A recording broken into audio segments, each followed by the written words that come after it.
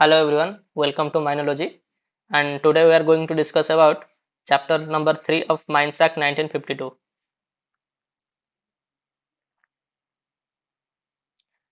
तो chapter number 3 का नाम क्या है? चैप्टर नंबर 3 है कमिटीज, ठीक है। और इसमें टोटल 4 सेक्शन है, 12, 13, 14, 15। तो कमिटी है, फर्स्ट सेक्शन 12 है कमिटी, सेक्शन 13 है functions of committee, and section 14 है power etcetera of the committees, and section 15 है रिकवरी ऑफ एक्सपेंसेस, ठीक है। तो चलिए देखते हैं एक एक करके।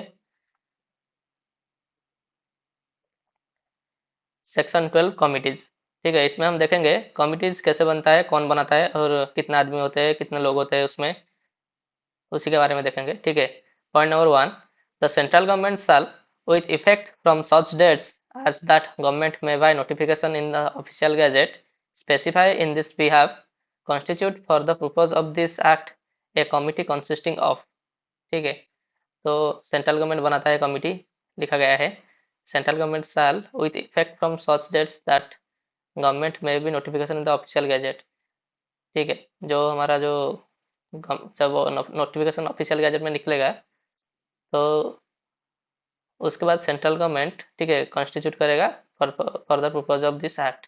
इसी एक्ट के लिए कमिटी बनाएगा, कौन बनाएगा? सेंट्रल गवर्नमेंट बनाएगा, ठीक है।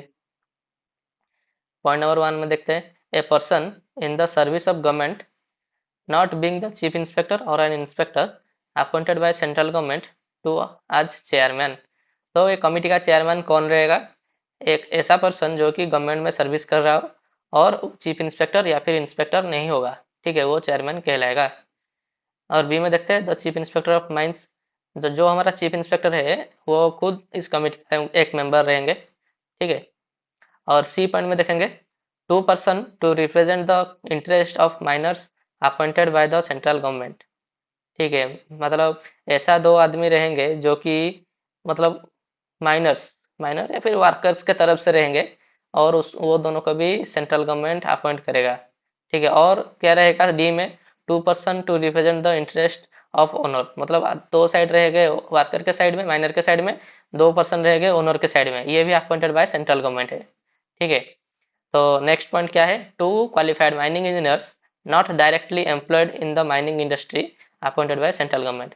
ऐसा दो माइनिंग इंजीनियर रहेंगे जो कि डायरेक्टली कोई भी माइनिंग इंडस्ट्री में काम नहीं कर रहे होंगे, और वो सेंट्रल गवर्नमेंट के द्वारा अपॉइंट किए जाएंगे। फिर इसमें देखते हैं provided that one at least of the person appointed under clause C. C में क्या है? Interest of miners. ये बोल रहा है कि one at least of the person, मतलब दो में से एटलीस्ट एक क्या होगा? Shall be for representing the interest of workers in coal mines. मतलब ये जो दो पर्सन रहेगा माइनर की तरफ से रिप्रेजेंट करने के लिए, एटलीस्ट एक पर्सन कोल के तरफ से, कोल माइंस से होना चाहिए, ठीक है। नेक्स्ट क्या बोलता है फिर? And one at least of the person appointed under clause T shall be represent the interest of owners of coal mines. D point में भी जो दो आदमी रहेंगे ओनर को रिप्रेजेंट करेंगे, सेंट्रल गवर्नमेंट अपॉइंट करेगा, उनमें से एक एटलीस्ट वन पर्सन वो मतलब रहेगा कोल से, कोल माइन से रहेगा, जो कि इंटरेस्ट, ओनर का इंटरेस्ट को रिप्रेजेंट करेगा, ठीक है। तो टोटल कितने पर्सन हो गए? पहले चेयरमैन हो गया, ठीक है, जो कि एक पर्सन रहेगा जो कि गवर्नमेंट ऑफिसर होगा, ठीक है। दूसरा कौन हो गया? दूसरा आ गया चीफ इंस्पेक्टर। फिर दो पर्सन हो गए माइनर्स के लिए, दो पर्सन हो गए ओनर्स के लिए, और दो इंजीनियर्स हो गए, टोटल हो गए 8 पर्सन, ठीक है। और उनमें से एटलीस्ट वन पर्सन, ये दोनों में से सी और डी से एटलीस्ट वन पर्सन कोल में रहेगा, ये नीचे लिखा गया है, ठीक है। फिर क्या बोल रहा है? Without prejudice to generality of subsection 1 the central government may constitute one or more committees to deal with specific matters.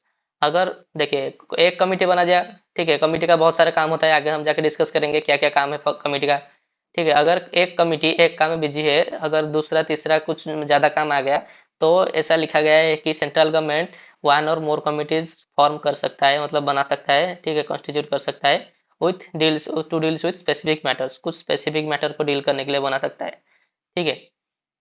Relating to any part of the territories, मतलब इंडिया का कोई भी part, to which this act extends और to a mine or group of mines and may appointed members thereof and the provision of subsection 1 except the provision thereto shall apply for the constitution of any committee under this subsection as they apply for the constitution of committee under that subsection।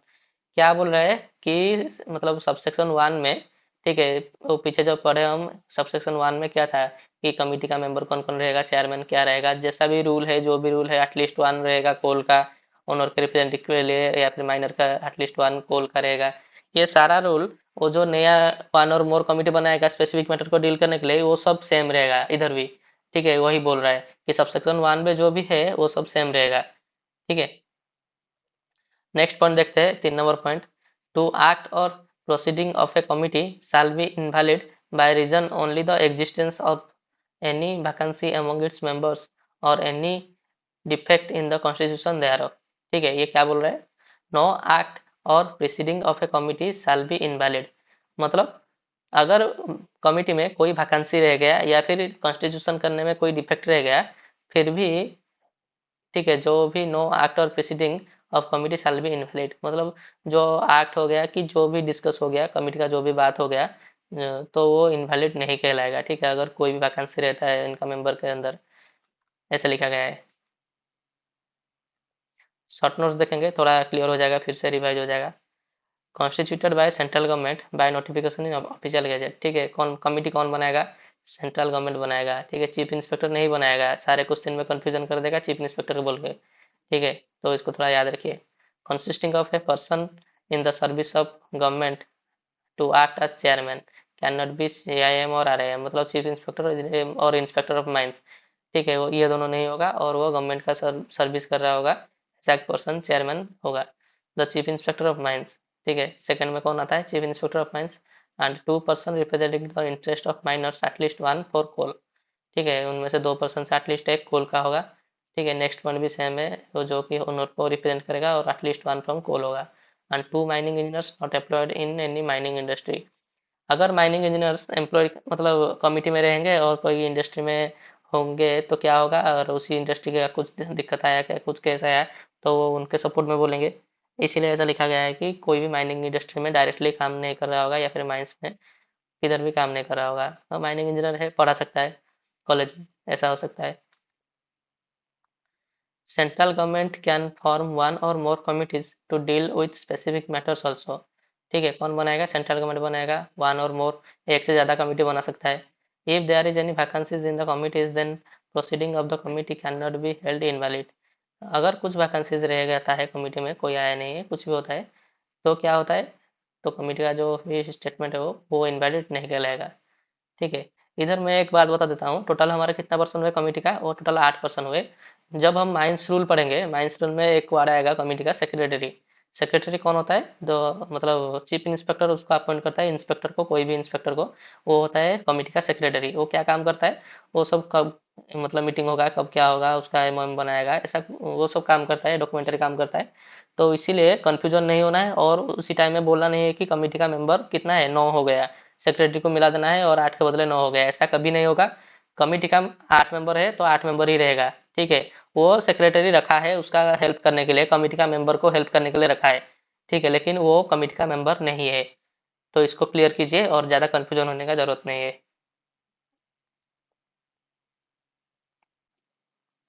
ठीक है, question करेंगे, question देखते हैं, 86 number का question. Committee constituted under section 12 of mines act consist of. ठीक है, chief inspector of mines, 2 person represent interest of miners, 2 person represent interest of owners, 2 qualified mining engineers. ठीक है, इधर तो चेयरमैन नहीं है, ये नहीं होगा। A person not in government service appointed by central government to act as chairman, not लिख दिया है, ये तो नहीं होगा। नेक्स्ट देखते हैं CA में, a person in the service of government appointed by the central government to act as chairman, ये तो सही है। चीफ इंस्पेक्टर ऑफ माइंस सही है। 2 person to represent interest of owners, ये भी सही है। 2 person to represent interest of miners, ये भी सही है। 2 क्वालिफाइड माइनिंग इंजीनियर्स, ये भी सही है। An inspector nominated by chief inspector as secretary. ये देखिए इधर क्या लिखा है, committee constituted under section 12 of mines act consist of. ठीक है, मतलब कमिटी में कौन कौन होता है, ठीक है, ये होता है लेकिन ये मेंबर नहीं है। ठीक है, inspector nominated by chief inspector as a secretary, ये सही है कि एक कमिटी कॉन्स्टिट्यूट जब होगा तो इसको भी हम रखेंगे कमिटी में, मतलब कमेटी का कुछ काम करने के लिए रहेगा, लेकिन कमेटी का जो कोर डिसीजन होता है उसमें सेक्रेटरी भाग नहीं लेगा। ठीक है, तो कमेटी का जो मेंबर है वो 8 है। इधर लिखा हुआ है तो ये ऑप्शन हम करेक्ट ले सकते हैं। बाकी देख लेते हैं। A person in the service of government appointed by central government to act as chairman, chief inspector of mines, 2 person represent the owners, 2 qualified mining engineers. इधर तो माइनर के लिए कुछ है ही नहीं, ये नहीं होगा। A person in service of government appointed by central government to act as chairman, chief inspector of mines, 2 person in the owners. Miners नहीं है और माइनिंग इंजीनियर्स नहीं है, तो ऑप्शन सी इधर होगा। ठीक है। Question number 87, what shall be the number of persons normally constituting a committee under section 12 of mines act. ठीक है, कितना मेंबर रहेगा? चेयरमैन रहेगा, चीफ इंस्पेक्टर रहेगा, 2 पर्सन माइनर्स के लिए रहेगा, 2 पर्सन ओनर्स के लिए रहेगा, 2 पर्सन माइनिंग इंजीनियर रहेगा। टोटल कितना हुआ? 8 मेंबर रहेगा। ठीक है, ऑप्शन डी इज करेक्ट। ये देखिए 1 1 2 2 2 ऐसा याद रखने के लिए बनाया गया है। देखिए थोड़ा इसको याद रखिए, जिसको याद है बहुत सही है। ठीक है, एक ही बार में याद रखिए, बार बार रिविजन करने की जरूरत नहीं है। Next question 88. Who shall act as chairman of the committee formed under the act is normal circumstances? In normal circumstances में कौन चेयरमैन होगा? ठीक है, चीफ इंस्पेक्टर कभी नहीं होगा, रीजनल इंस्पेक्टर बिल्कुल नहीं होगा, person representing the interest of owners कभी नहीं होगा, person belonging to coal mines कभी नहीं होगा। क्या होगा? नॉन ऑफ दिस होगा आंसर। ये सब क्यों होगा? ये कम क्या लिखा गया था? चेयरमैन कौन होगा? द मतलब कोई भी पर्सन जो कि गवर्नमेंट का नौकरी कर रहा है। ठीक है, और चीफ इंस्पेक्टर और इंस्पेक्टर वो नहीं होगा, ये कंडीशन भी उधर मेंशन था। तो इनमें से कोई भी चेयरमैन नहीं होगा, नॉन ऑफ दिस होगा answer. Who appoint the chairman of the committee made under section 12 of Mines Act 1952 to consider the proposal making rules and regulation under this act। बोल रहा है कि चेयरमैन को कौन अपॉइंट करेगा? ओनर करेगा, chief inspector करेगा, ए person in the service of government and not being an chief inspector और एन इंस्पेक्टर। ये तो उसका आंसर ही है, चेयरमैन कौन बनेगा। ठीक है, ये मैनेजर, नॉन ऑफ दिस। क्या होगा? कौन अपॉइंट करेगा? सेंट्रल गवर्नमेंट अपॉइंट करेगा, कहीं पे भी सेंट्रल गवर्नमेंट नहीं है, इसका आंसर भी होगा नॉन ऑफ दिस। ये देखिए क्वेश्चन ऐसा फ्रेम किया गया है कि कैसे आपको थोड़ा रिमाइंड हो जाए, रिकल हो जाए, कि आपको याद रह जाए एक ही बार में, इसलिए ऐसा ऐसा क्वेश्चन बनाया गया है। तो इसको थोड़ा प्रैक्टिस करते रहिए।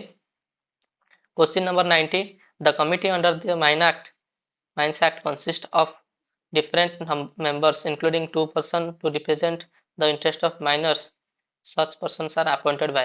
ठीक है, कौन अपॉइंट करेगा सच पर्सन को? जो भी है उनको सब कौन अपॉइंट करेगा? सबको सेंट्रल गवर्नमेंट ही अपॉइंट करेगा, ज्यादा कुछ सोचना नहीं है। चीफ इंस्पेक्टर गलती से भी नहीं मारना है इधर, चीफ इंस्पेक्टर खुद एक मेंबर है, वो कैसे अपॉइंट करेगा? Option A is correct. Question number 91, 2 qualified mining engineers appointed by central government for the committee under section 12 are from the public sector, 1 from public sector and 1 from private sector, those chosen by the mine owners not connected with mining industry, from the mining educational institute।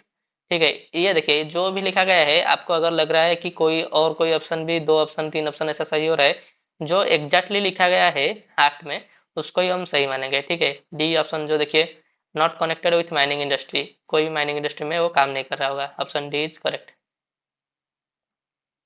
Next question है question number 92, which of the following statement is incorrect with regard to committee formed under mines act? It is a statutory body. ठीक है, committee एक statutory body होता है, सब statutory persons उसमें है। ठीक है, ये सही है। Proceedings of the committee can not be held invalid only on the reason of being a vacancy in the committee. ठीक है, अगर कोई भी वैकेंसी रहता है कमिटी में तो उसका जो भी प्रोसीडिंग्स है, जहाँ भी स्टेटमेंट है, वो इनवैलिड नहीं होगा। ये मतलब सही है। ठीक है, सी ऑप्शन है, the committees should necessarily have at least 1 person representing the interest of coal miners and at least 1 person representing the interest of metal miners। ये जो लिखा गया है at least 1 person representing the interest of metal miners, ये ऐसा हमारा लिखा गया नहीं है एक्ट में, तो ये गलत है। ठीक है, ये इनकरेक्ट है। Additional secretary to ministry of labour can be appointed as its chairman. ठीक है, तो जो मिनिस्ट्री ऑफ लेबर है वो गवर्नमेंट का सर्वेंट है, गवर्नमेंट का ऑफिसर है। ठीक है, गवर्नमेंट नौकरी करता है, तो वो सेक्रेटरी, वो चेयरमैन हो सकता है। ठीक है, ये सही है। ठीक है, ऑप्शन सी होगा हमारा इनकरेक्ट। तो question number 93, committee constituted under section 12 of mines act 1952 shall be consisting of, ठीक है। ए में है 2% रिप्रेजेंटिंग इंटरेस्ट ऑफ माइनर्स, सही है, 2% representing the interest of mine owners. C में है 2 qualified mining engineers not directly employed in the mining industry, ये भी सही है। 1% each from the coal mining, non coal mining and oil and gas sector, ऐसा कोई भी स्टेटमेंट हमारा लिखा गया नहीं है माइंस एक्ट में। ई में है गवर्नमेंट सर्वेंट, ठीक है, गवर्नमेंट सर्वेंट है हमारा chairman. Which of the above statement is not correct, तो कौन सा करेक्ट नहीं है, डी वाला ही गलत है जो कि हमारा लिखा गया नहीं है, option D is correct. How many minimum number of members representing the interest of coal mining sector are to be appointed in the committee constituted under section 12 of the mines act 1952। तो क्या बोल रहा है, minimum number of members representing the interest of coal mining sectors, ठीक है। Total कितना, 8 member में से कितना मेंबर ऐसा है जो कि कोल माइनिंग सेक्टर से है, तो एक पर्सन है जो कि माइनर को रिप्रेजेंट करता है कोल माइनिंग का तरफ से, और दूसरा एक है जो कि कोल माइंस का ओनर को रिप्रेजेंट करता है, ठीक है। तो 2 ही पर्सन टोटल है, ठीक है। मिनिमम मिनिमम नंबर पूछा है, अगर मैक्सिमम नंबर इधर पूछ लेगा तो क्या होगा, हमारा लिखा गया है एक्ट में एटलीस्ट 1 मेंबर, मतलब एटलीस्ट एक हो सकता है, लेकिन एक से ज़्यादा भी हो सकता है। एक से ज़्यादा होगा तो कोई भी दिक्कत नहीं है, लेकिन एटलीस्ट एक रहना चाहिए, 0 नहीं हो सकता है। तो अगर इधर मैक्सिमम दे दिया तो इधर ऑप्शन हो जाएगा 4, मिनिमम दिया है तो इसका ऑप्शन होगा 2। तो इसको थोड़ा ध्यान में रखिए, एक ही बार में समझ जाइए, कन्फ्यूजन नहीं होना है। Option A is correct, 1 from miners and 1 for owners. 95, how many members who are neither representing the owners nor the minors of the mines are required to be appointed in the committee constituted under section 12 of Mines Act 1952? को क्या बोल रहा है, कितना member ऐसा है जो कि किसी को भी रिप्रेजेंट नहीं कर रहा है, तो कितना मेंबर ऐसा है, टोटल 4 मेंबर है, दो दो करके, जो कि 2 रिप्रेजेंट करता है ओनर को, बाकी 2 रिप्रेजेंट करता है माइनर को। तो 8 में से 4 देने के बाद और कितना रह गया, 4 ही रह गया। तो इसका ऑप्शन क्या होगा, 4 होगा, सी होगा आंसर, आंसर इज राइट। 96 क्या है, whether chief inspector of mines is a member of committee constituted under section 12 of mines act 1952। Chief inspector committee का एक मेंबर है कि नहीं, ठीक है, वो कमिटी का एक मेंबर है, सेकंड पॉइंट में लिखा गया था, यस होगा answer. Question number 97, how many number of committees can be constituted by central government under section 12 of mines act 1952, ठीक है, कितना कमिटी सेंट्रल गवर्नमेंट बना सकता है, 1, 3, 5, मोर देन 1, मोर देन 3। हम पढ़े थे सबसेक्शन 2 में कि एक से ज्यादा कमेटी बना सकता है सेंट्रल गवर्नमेंट, अगर उसका कुछ ज्यादा काम आ गया या फिर कोई स्पेशल केस है, ठीक है, वो बना सकता है, तो 1 और मोर होगा answer, option D is right. Whether regional inspector or an inspector of mines can be appointed as the member of committee constituted under the section 12 of Mines Act 1952। Regional inspector और N inspector, ठीक है, chief inspector तो एक member है हमारा committee का, लेकिन ये जो इंस्पेक्टर्स है ये हमारा कमेटी का कोई भी मेंबर नहीं हो सकता है, ये हमारा क्या है, सेक्रेटरी है। सेक्रेटरी क्या होता है, हमारा कमेटी का मेंबर नहीं होता है, ठीक है। तो इधर ऑप्शन क्या होगा, नो, सी ऑप्शन राइट है। Whether the secretary, ministry of labour and employment, government of India is the ex officio chairman of the committee constituted under section 12 of the mines act 1952। इसको थोड़ा फिर से पढ़िया, इधर क्या लिखा गया है, एक्स ऑफिशियो चेयरमैन। मैं आपको बता देता हूँ कि एक्स ऑफिशियो क्या होता है। अगर हमारा कहीं पे भी पूछेगा कि एक्स ऑफिशियो मेंबर पूछेगा, तो हमारा जो चीफ इंस्पेक्टर है जो कि डीजीएमएस का अधिकारी है वो हमारा एक्स ऑफिशियो मेंबर हो सकते हैं, ठीक है, उसको हम कहते हैं कि एक्स ऑफिशियो मेंबर, जो हमारा चीफ इंस्पेक्टर है। लेकिन एक्स ऑफिशियो चेयरमैन करके ऐसा कुछ भी नहीं है, माइंस एक्ट में नहीं है, रूल में नहीं है, किसी में भी नहीं है एक्स ऑफिशियो चेयरमैन। तो ये क्या होगा, सेक्रेटरी जो भी है, गवर्नमेंट गवर्नमेंट का सर्वेंट हो जो भी है, वो कोई भी एक्स ऑफिशियो चेयरमैन कमेटी के अंडर में नहीं बन सकता। अगर पूछेगा एक्स ऑफिशियो मेंबर पूछेगा तो चीफ इंस्पेक्टर बन सकता है, चीफ इंस्पेक्टर को हम एक्स ऑफिशियो मेंबर कहें, बोल सकते हैं, ठीक है। तो इधर ऑप्शन होगा नो। ऐसा कोई भी चेयरमैन हमारा नहीं है एक्स ऑफिशियो वाला।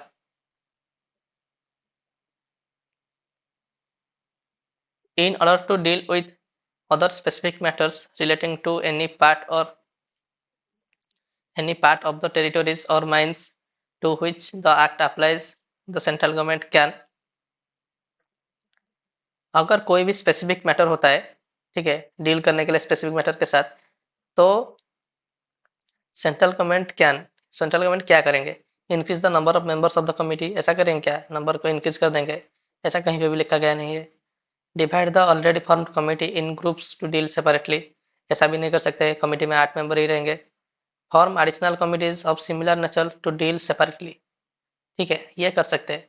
एडिशनल कमिटी बना सकते हैं, one or more committee form कर सकते हैं, कौन कर सकते हैं, सेंट्रल गवर्नमेंट कर सकते हैं, ठीक है, ये ऑप्शन करेक्ट है।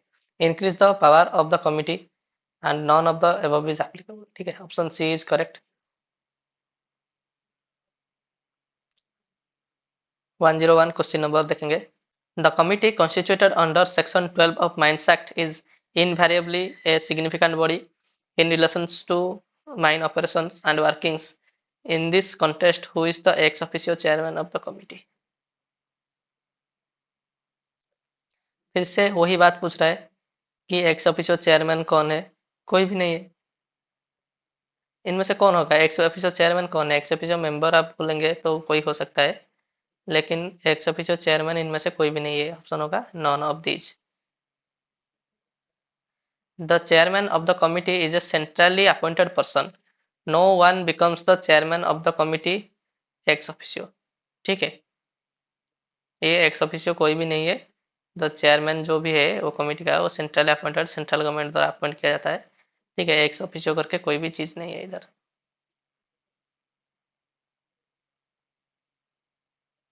तो नेक्स्ट हम देखेंगे section 13 functions of the committee. तो point number 1, the committee constituted under subsection 1 of section 12 shall consider proposal for making rules and regulations under this act and make appropriate recommendations to the central government। तो ये क्या बोल रहा है, तो मतलब committee का फंक्शन क्या है, क्या क्या काम कमिटी करेगा, ठीक है। तो वो बोल रहा है कि consider proposal for making rules and regulation, कोई भी अगर रूल और रेगुलेशन बन रहा है तो उसका जो प्रपोजल है वो सेंट्रल गवर्नमेंट को कौन देगा, रूल्स एंड रेगुलेशन कौन बनाता है, किसके अंडर में बनता है, सेंट्रल गवर्नमेंट के अंडर में बनता है, ठीक है, हम आगे जाके उसको पढ़ेंगे। लेकिन वो जो बनेगा वो कमिटी उसका मतलब उसका डिसीजन देगा कि प्रपोजल देगा कि कैसा बनेगा, क्या बनेगा, कि कौन सा सही रहेगा, कौन सा सही नहीं रहेगा, ठीक है। एंड वो उसका ही रिकमेंडेशन करेगा सेंट्रल गवर्नमेंट को, ठीक है। ये जो सेंट्रल गवर्नमेंट है इसको याद रखिए, ये ऐसा नहीं कि कमिटी के किसी और को, चीफ इंस्पेक्टर को कर दिया कि किसी को कर दिया, ये देखिए सारा चीज में सेंट्रल गवर्नमेंट लिखा हुआ है, तो इसको थोड़ा याद रखिए। नेक्स्ट देखेंगे, इंक्वायरी इनटू सच एक्सीडेंट्स और other matters as may be refer to it by the central government, ठीक है। अगर सेंट्रल गवर्नमेंट रेफर कर रहा है किसी एक्सीडेंट का या फिर कुछ अदर मैटर का इन्वेस्टिगेशन इंक्वायरी ऐसा कुछ करने के लिए, तो उसका कमिटी उसका काम करेगा, ठीक है। अगर सेंट्रल गवर्नमेंट नहीं भेजेगा तो कमिटी का काम नहीं है। From the time to time and make report thereon, और उसके रिपोर्ट बना के वो सेंट्रल गवर्नमेंट को भेजेगा कमिटी।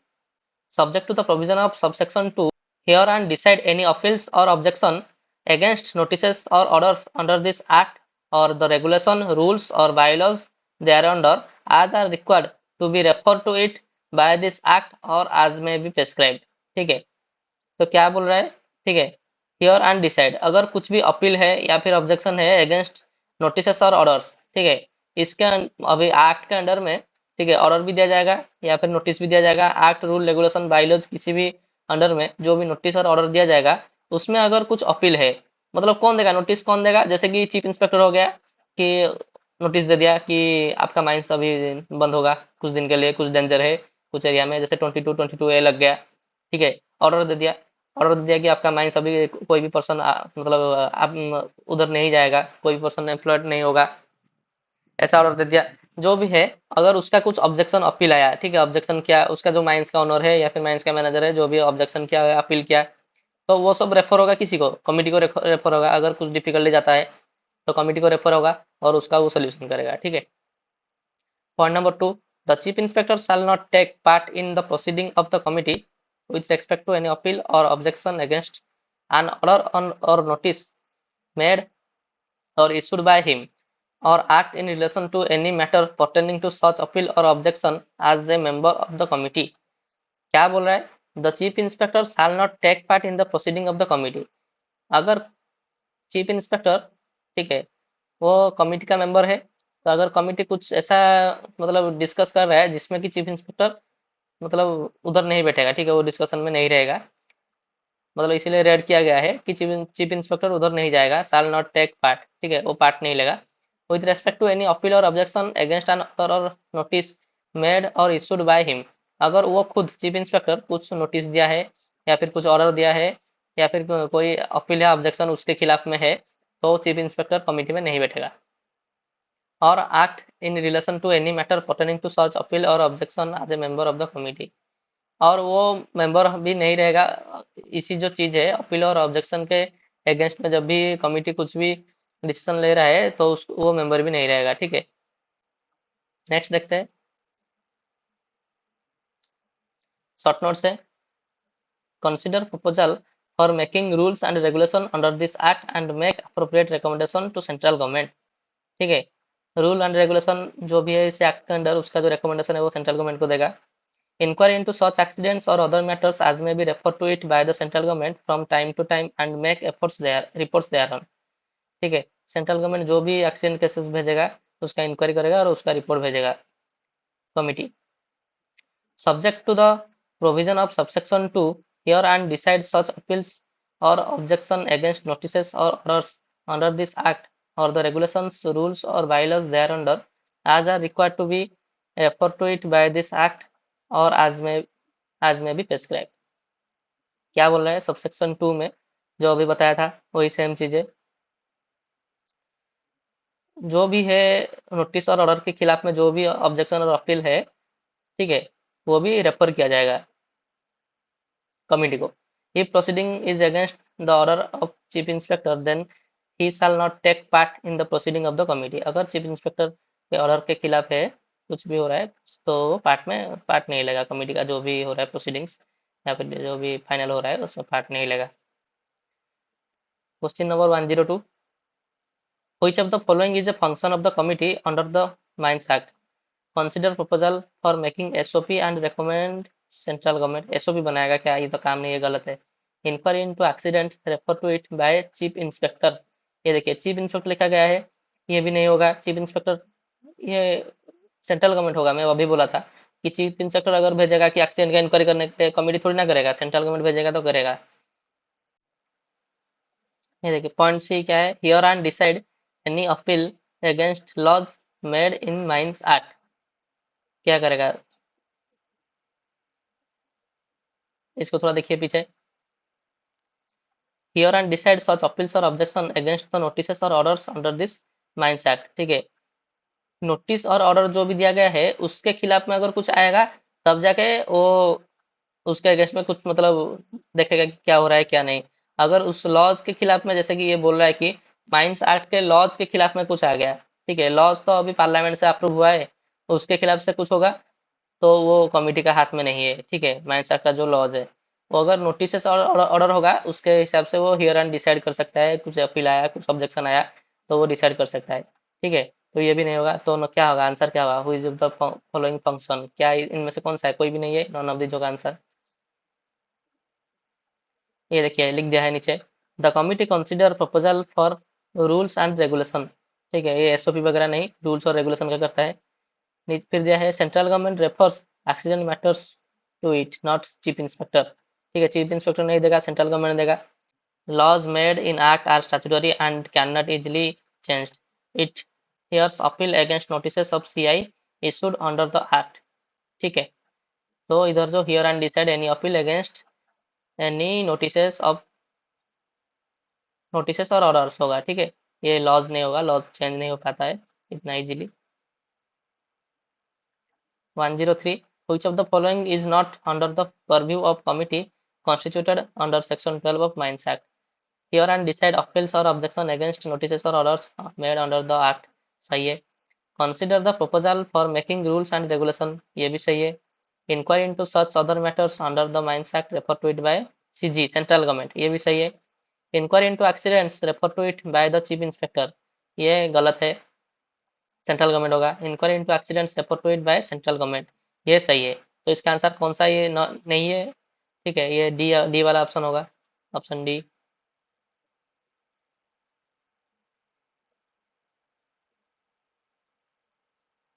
तो next question 104, function of the committee formed under section 12 of mines act include which of the following, recommending central government regarding the making new rules, ये होगा। Inquiry into matters of accidents refer to it by central government, ये भी सही होगा। Hear and decide appeal made against the notice issued by chief inspector of mines, अगर कोई भी notice chief inspector issue किया है या फिर ऑर्डर इशू किया है, तो उसके अगेंस्ट में भी कुछ भी अपील होगा ओनर या मैनेजर का, तो भी उसको वो हियर एंड डिसाइड करेगा, सुनेगा या फिर कुछ भी डिसाइड करेगा। तो ये तीनों है, ऑल ऑफ द ऑप्शन होगा, ए बी सी ई होगा answer. Question number 105, function of the committee constituted under subsection 1 of section 12 shall be, क्या क्या फंक्शन है पूछ रहा है। To hear the cases of complaints lodged by the trade union against the management of the mine, नहीं होगा। The consider proposal for making rules and regulation under this act and make appropriate recommendation to central government, ठीक है, ये होगा। To inspect and inquiry into the mines accident and dangerous occurrences in the mine along with the chief inspector और inspector of mines, ये भी नहीं करेगा। To conduct occupational health survey in mines, नहीं करेगा। ऑप्शन बी हमारा correct होगा। Dash shall not take part in the proceeding of the committee if the agenda is on any appeal made against an order or notice made or issued by the central government, ठीक है। अगर ये देखिए, ये bye chief inspector अगर इधर होता तो क्या करेगा, chief inspector shall not take part any any proceeding, अगर चीफ इंस्पेक्टर खुद नोटिस और ऑर्डर भेजा है किसी को, तो वो उस मतलब कमेटी का मतलब प्रोसीडिंग में पार्ट नहीं, मतलब भाग नहीं लेगा, ऐसा बोला गया था। लेकिन इधर लिखा गया है बाय सेंट्रल गवर्नमेंट, ऐसा कुछ क्राइटेरिया है क्या, ऐसा कुछ क्राइटेरिया नहीं है। इसका आंसर देख लेते हैं, there is no such criteria, ठीक है, इसका आंसर ये होगा, ठीक है। ये आपके प्रैक्टिस के लिए दिया गया है, ऐसा क्वेश्चन तो बहुत ही कम आता है, फिर भी थोड़ा प्रैक्टिस कर लीजिए, जैसे कि याद रह जाएगा आपको। The chief inspector shall not take part in the proceeding of the committee with respect to any appeal or objection against an order or notice made or issued by him, ठीक है। अगर इधर सेंट्रल गवर्नमेंट के बदले chief inspector होगा तो इसका answer होगा चीफ इंस्पेक्टर, ऐसा कोई क्राइटेरिया हमारा नहीं है। नेक्स्ट देखते हैं section 14, powers of the committee, ठीक है।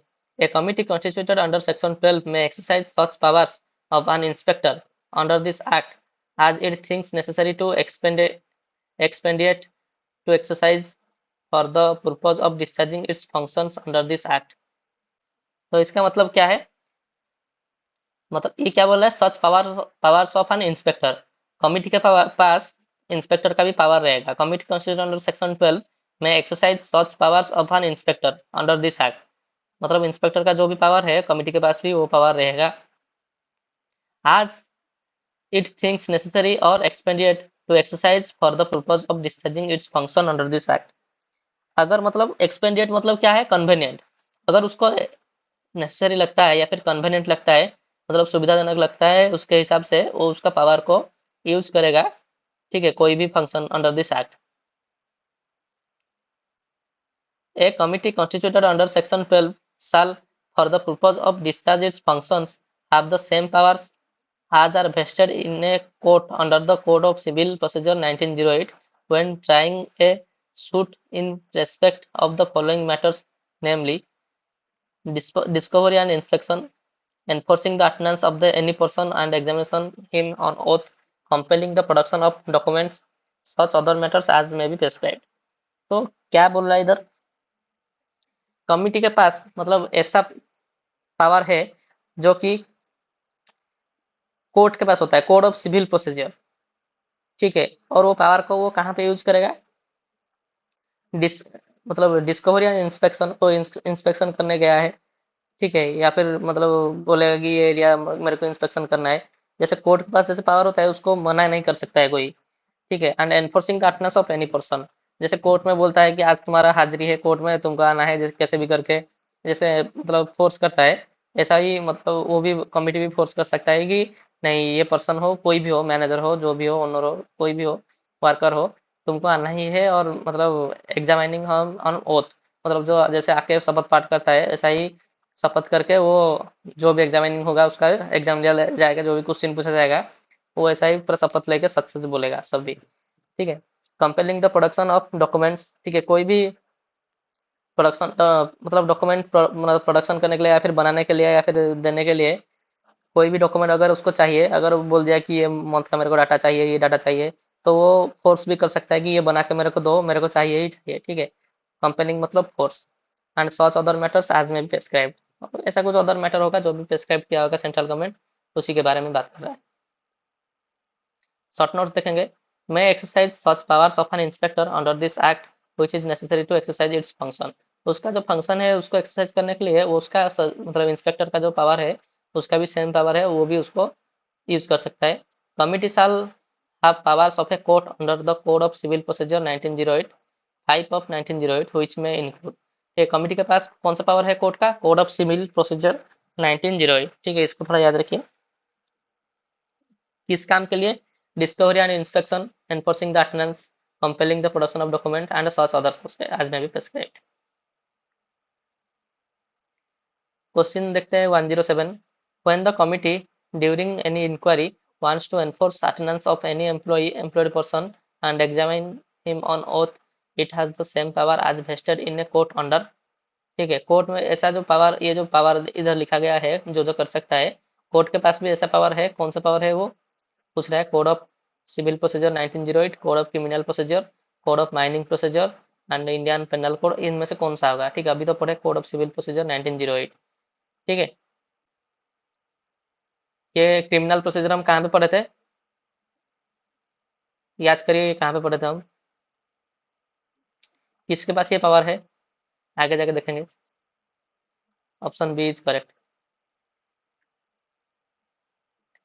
Power of the committee formed under Section 12 of Mines Act does not include enforcing the attendance of any person related to case।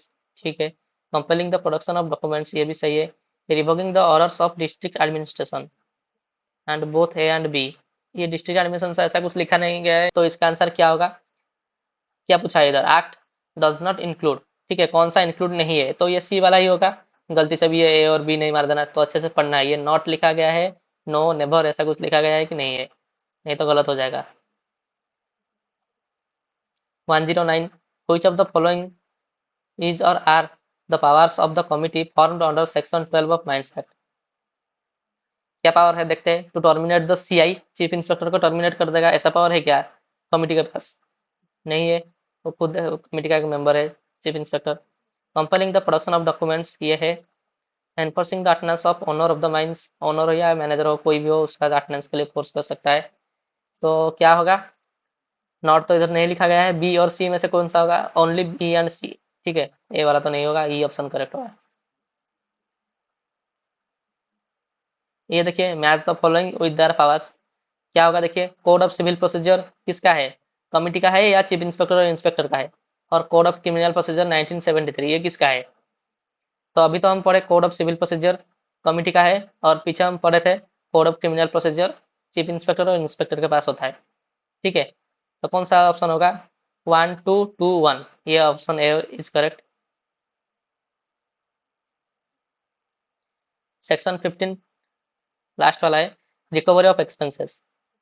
क्या मतलब क्या रिकवरी करेगा? कौन सा एक्सपेंसेस किससे रिकवरी करेगा? चलिए देखते हैं। कमिटी के बारे में बात कर रहे हैं तो ऑब्वियसली कमिटी का ही जो एक्सपेंसेस है वो रिकवर होगा। किससे रिकवर होगा? पढ़ते हैं। The central government may direct that the expenses of any inquiry conducted by a committee constituted under section 12 shall be borne in whole or in part by the owner or agent of the mine concerned। क्या बोल रहा है? ये बोल रहा है कि central government क्या करेगा? May direct that the expenses of any inquiry, committee जो भी इंक्वायरी कर रहा है, ठीक है, उसका जो भी एक्सपेंसेस आएगा वो कौन बॉर्न कौन करेगा? बॉर्न मतलब क्या है? ये बॉर्न मतलब कैरिड आउट। ठीक है, कौन कैरी करेगा इसका जो एक्सपेंसेस आएगा? ओनर और एजेंट, माइंस का जो ओनर और एजेंट होगा वो कैरी करेगा, इन होल और इन पार्ट। ठीक है, वो डायरेक्टली जितना एक्सपेंस दे सकता है या फिर पार्ट में भी दे सकता है। And the amount so directed to be paid may on application by the chief inspector or an inspector or to the magistrate having jurisdiction at the place where the mine is situated।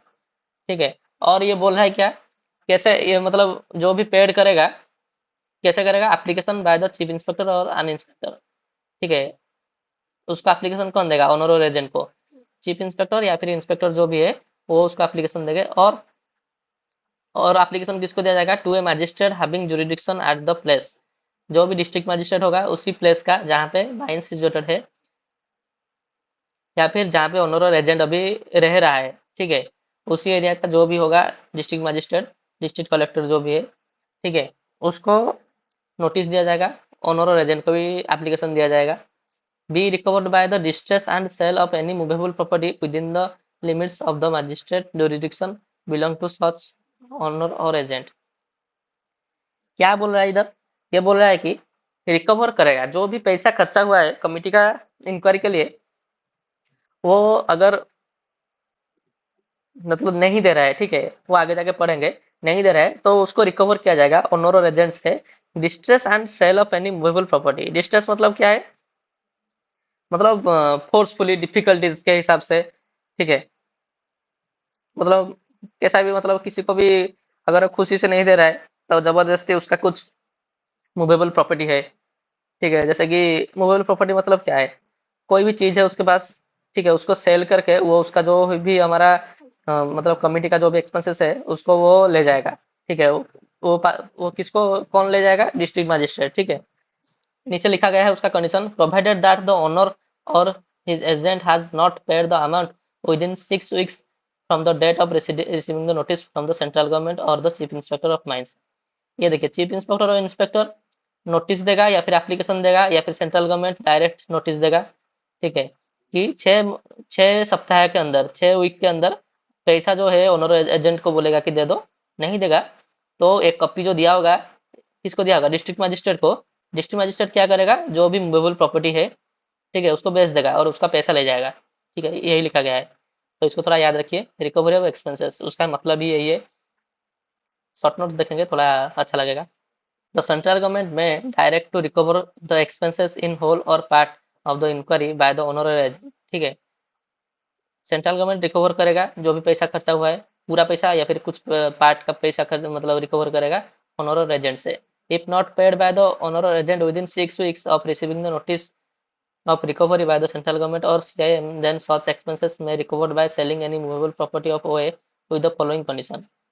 ठीक है, an application of recovery to be made by SCI or RI to judicial magistrate, jurisdictional magistrate मतलब जो district magistrate है उनको application of recovery एक भेजेगा। ठीक है, movable property to be in jurisdiction of magistrate, जो भी मूवेबल प्रॉपर्टी है वो मजिस्ट्रेट के जुरिडिक्शन में रहेगा। सेम चीज है, घुमा फिरा के थोड़ा अच्छे से समझने के लिए लिखा गया है आपके लिए। Question number 111, who among the following will be liable for recovery of expenses incurred by the committee of Mines Act while conducting an inquiry of an accident। ठीक है, कौन देगा, ओनर और एजेंट, ए बी, नहीं नहीं, इधर क्या लिखा गया है देखिए फिर से, who is among the following will not be liable, not लिखा गया है मतलब क्या होगा, ओनर और एजेंट तो रहेगा, मैनेजर नहीं रहेगा, ऑप्शन होगा सी। देखिए ऐसे ही गलती हो जाएगा, थोड़ा इसको सुधारिए। Question number 112, who among the following can direct to recover the cost of inquiry conducted by committee under Mines Act from owner or agent। ठीक है, ये डायरेक्टली कौन रिकवर करेगा, कौन करेगा, सेंट्रल गवर्नमेंट ही करेगा, और कौन करेगा, और कोई नहीं करेगा, सेंट्रल गवर्नमेंट ही रिकवर करेगा। उसका जो प्रोसीजर है, कौन एप्लीकेशन देगा, कौन जाएगा, कौन बेचेगा, कौन सेल करेगा, ये सब अलग है, लेकिन रिकवर तो करेगा सेंट्रल गवर्नमेंट ही। Question number 113, central government may direct to recover the expenses incurred by the committee form under the mines Act from. ठीक है, किससे लेगा, ओनर और एजेंट से लेगा, ए और B, only A and B, ये डी वाला करेक्ट होगा। Owner or agent need to pay the cost incurred by the committee for an inquiry as directed by central with कितना दिन में देगा? 6 सप्ताह बोला था, 6 weeks. Option C is correct. ठीक है। Under the mines Act, when the committee conducts any inquiry in relation to a mine and the expenses of such inquiry is not paid by the mine owner or agent within 6 weeks of received such payment notice, then CI or inspector may, on application to the local magistrate at the place of concerned jurisdiction, recover the amount by कैसा recover करेगा?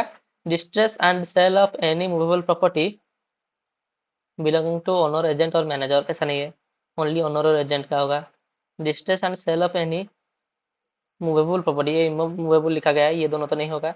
Distress and sale of any movable property belonging to owner और agent, ये D वाला correct होगा। तो answer D, देखिए ये लिख दिया है। ए distress sale is a sale transaction that involves the sale of an underlying asset valued below the intrinsic value. ठीक है। डिस्ट्रेस सेल का मतलब डेफिनेशन इधर लिखा गया है, तो इसको थोड़ा पढ़ लीजिए।